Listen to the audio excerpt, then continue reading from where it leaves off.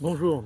Alors aujourd'hui, nous allons parler d'hydrogène moléculaire et plus particulièrement de l'hydrogène moléculaire que le corps humain produit de façon naturelle.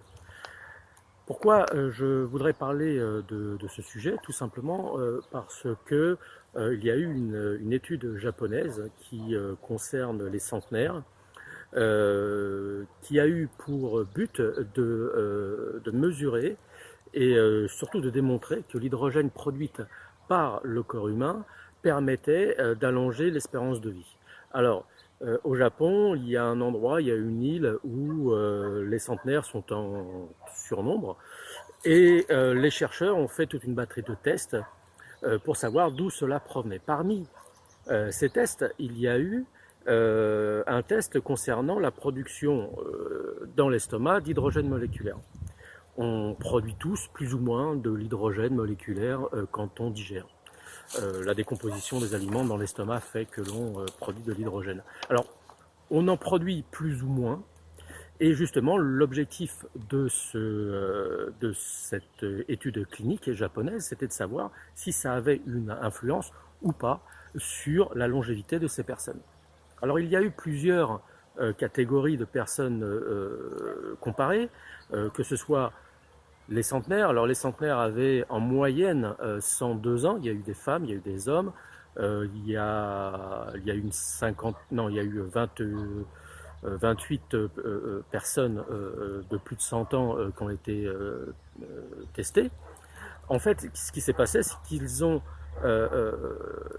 ils ont mesuré dans l'expiration le taux d'hydrogène que ces personnes expiraient.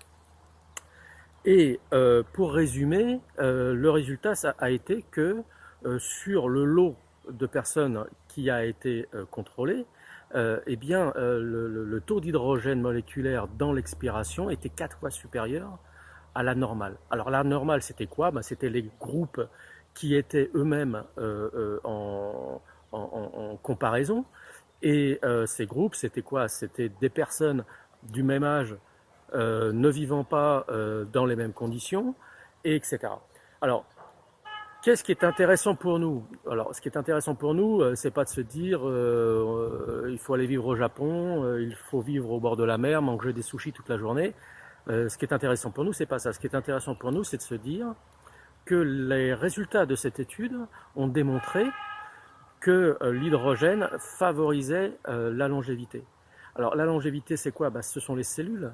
C'est qu'à partir du moment où un individu ne peut pas vivre comme ces personnes, c'est-à-dire être au bord du Pacifique, manger des sushis de façon régulière, etc., etc., ne pas avoir le même mode de vie tout simplement, eh bien, puisque c'est l'hydrogène qui favorise cette longévité, donc la longévité des cellules, et la longévité des cellules, elle est intéressante à n'importe quel âge, bien entendu.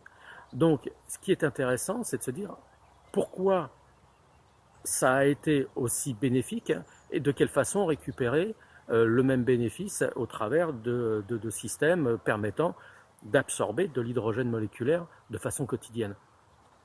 Eh bien, c'est tout simple. À partir du moment où on ne peut pas vivre dans les mêmes conditions que ces personnes, eh bien, il faut s'équiper d'un système qui permette d'avoir de l'hydrogène moléculaire au quotidien.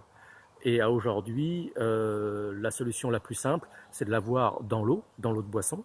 Et dans l'eau de boisson, eh bien, c'est ce que notre société, Vital Source, produit, puisque nous faisons, comme vous l'avez bien compris, nous faisons des systèmes permettant de produire de l'hydrogène moléculaire directement dans l'eau de boisson.